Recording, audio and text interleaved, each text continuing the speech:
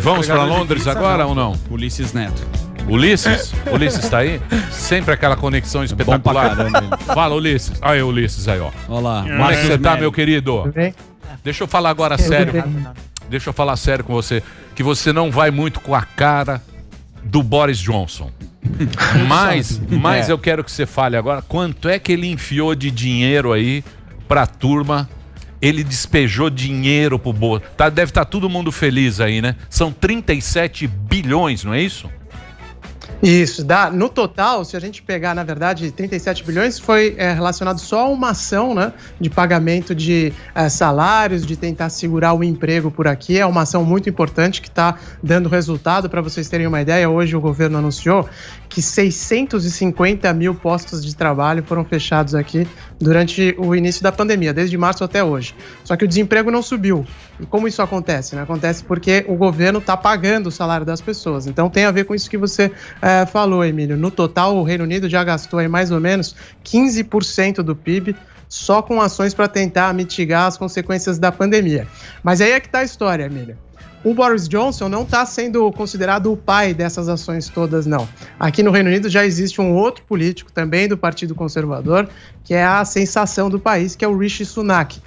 Ele é o principal nome de todas as boas ações do governo, né, dessa distribuição toda de dinheiro. O Rishi Sunak é ministro das Finanças, tem 40 anos, assumiu a pasta ainda nesse ano, né, pouco antes da pandemia, em 2020, e aí ele virou o rosto de todas as boas notícias, de tudo que o governo faz para tentar ajudar as pessoas nesse momento de pandemia. Ele só cuida das finanças. Então, ele cortou o imposto lá, seria o equivalente ao ITBI aí do Brasil, agora está zerado aqui na Inglaterra. Até 500 mil libras, você não paga imposto nenhum para comprar um imóvel.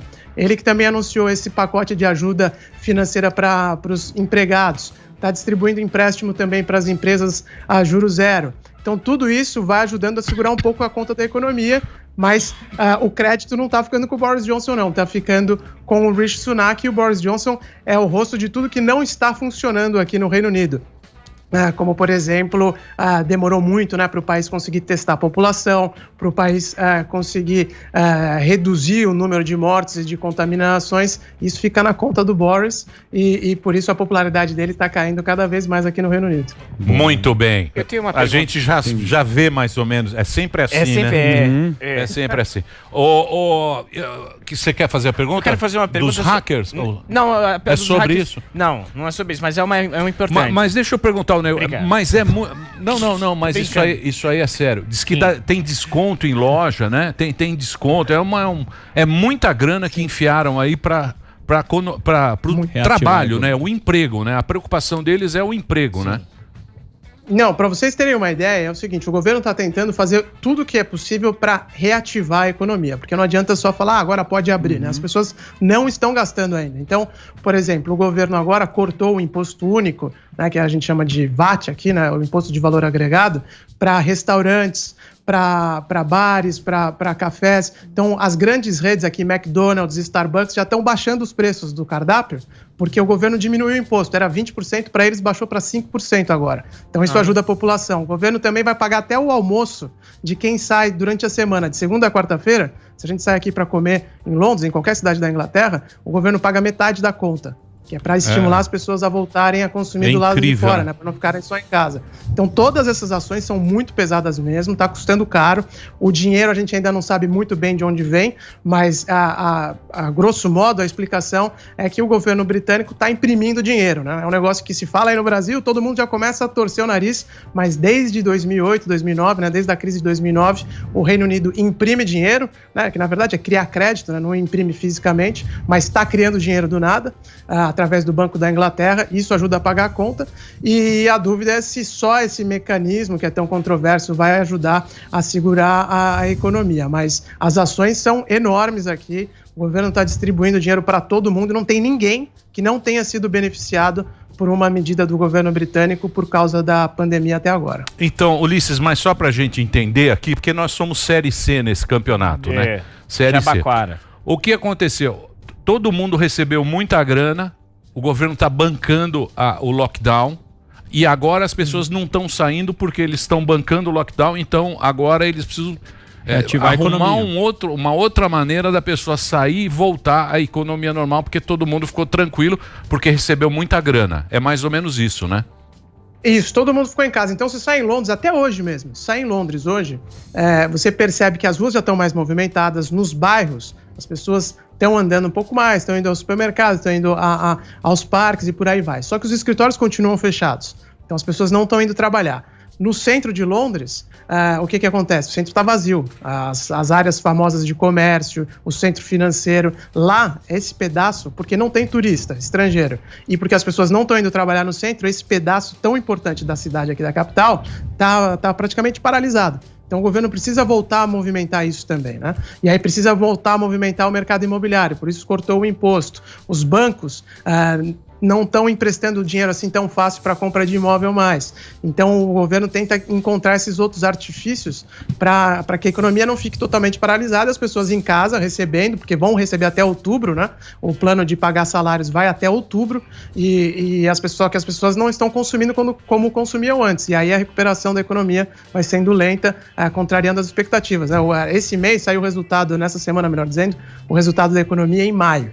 Foi bem menor do que a projeção, ficou em 1,8%, a projeção era de 5% de crescimento. E maio foi um mês em que o comércio já tinha voltado a abrir. Então as coisas ainda não estão caminhando do jeito que o governo previa. Tá vendo? Depois eu falo, é complicado. Não, mas é complicado. É comprar o outro lá. Você viu? Eu vi. Muito bem. Pergunta, desculpa eu te interrompi, mas isso aí é difícil sair do lockdown. Claro, não, eu só queria fazer queria fazer uma pergunta antes de entrar na seara dos hackers. Na questão da Huawei, acho que é assim que se pronuncia, que o Reino Unido proibiu ou baniu o 5G lá da China. Eu queria saber mais informações disso, Ulisses. Essa questão é complicadíssima porque, na verdade, é o seguinte, o 5G já começou a ser implementado aqui no Reino Unido, ainda não é comum, né? Tá mais ou menos no passo do Brasil, aí de São Paulo, localizado em alguns bairros mais centrais, né, de mais afluentes, mas a rede em si ainda não está implementada de verdade. E aí a Huawei domina essa tecnologia. E aí o desafio qual que é?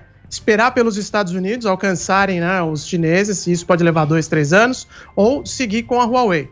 Os Estados Unidos têm feito uma campanha global contra os chineses, porque eles estão perdendo essa guerra na tecnologia. A guerra tecnológica hoje, o 5G, quem domina essa tecnologia é a China, não é os Estados Unidos. E isso tem um impacto muito forte na economia. Pensa, por exemplo, no Vale do Silício, talvez ele não fosse o que é hoje se os americanos não tivessem dominado a tecnologia do 4G. Então eles estão, sim, claramente desesperados e estão pressionando todos os parceiros comerciais.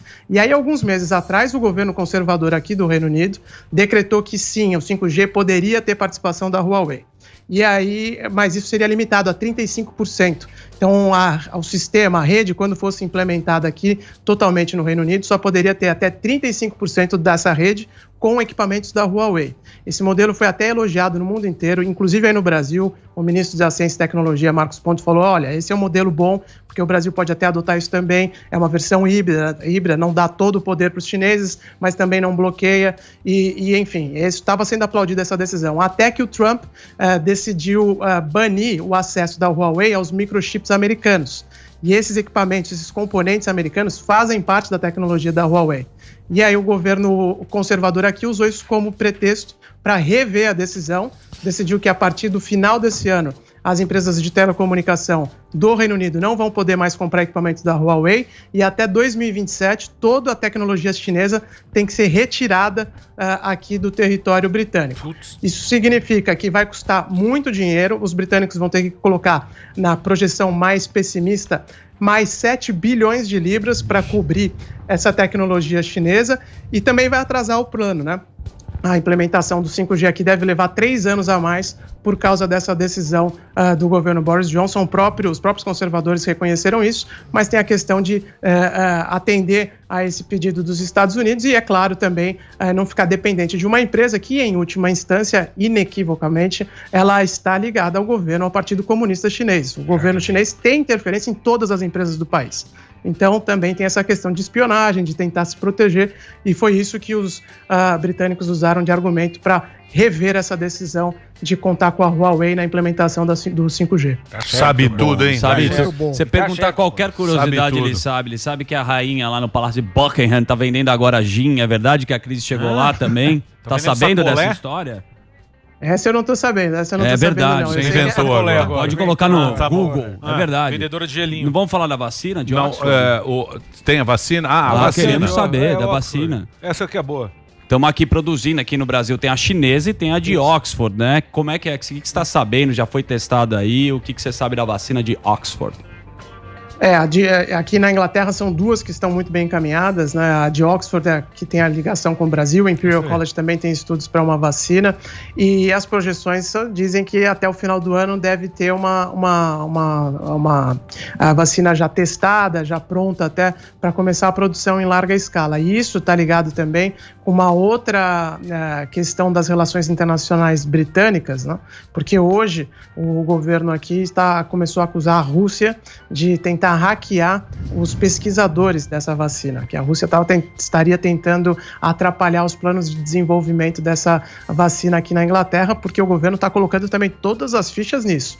A economia do Reino Unido vai ser uma das mais prejudicadas pelo Covid-19 entre os países desenvolvidos, e a aposta é que essa vacina pode ajudar não apenas a projetar mais a imagem do país, considerando o Brexit e tudo mais, mas também trazer vantagens econômicas e, claro, de saúde para a população mundial. E a Rússia, melhor dizendo, estaria tentando interferir nesse processo. É claro que o Kremlin negou, disse que não tem nenhum envolvimento com esses ataques de hackers que estão ocorrendo aqui contra os estudiosos britânicos, mas é uma outra notícia da geopolítica que mostra como essa questão do Covid-19 bagunçou totalmente o tabuleiro, né?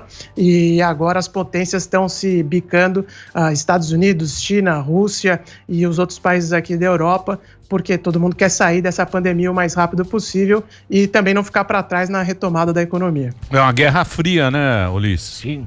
Guerrinha fria, bem guerrinha. Exatamente. Né? Muito bem. Bom, tem a confusão, tá em trending topic do Twitter da estátua, né, Ulisses? Tiraram a estátua do cara que era traficante de escravos, puseram de uma ativista em Bristol, Ulisses, e agora tiraram. Qual foi o motivo que derrubaram?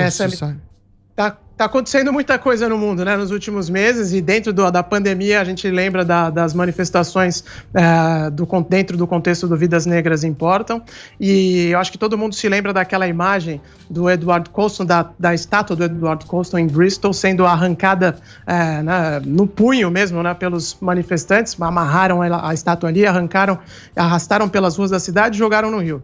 Pois bem, aí na quarta-feira, na calada da noite mesmo, era madrugada, um artista foi e instalou uma nova estátua ali, utilizando o mesmo pedestal, com uma homenagem a uma das manifestantes, uma mulher negra, que participou da manifestação contra o Colston, e ela ergueu o punho naquele dia, foi fotografada, e aí ele utilizou essa imagem para construir uma nova estátua e instalou lá na quarta-feira de madrugada. Mas é claro que as autoridades locais não iam permitir que isso acontecesse, que a estátua ficasse ali, porque o grande debate é, primeiro, o país realmente deve arrancar as estátuas ou não, né? É claro que o Edward Colston, ele era um grande traficante de escravos, fez fortuna com isso aqui, ninguém questiona esse ponto na Inglaterra, mas o questionamento é, realmente a estátua dele deveria ter sido removida daquela forma, e por que um artista toma a liberdade de ir lá e fazer uma instalação, por mais que ele tenha um grande argumento por trás,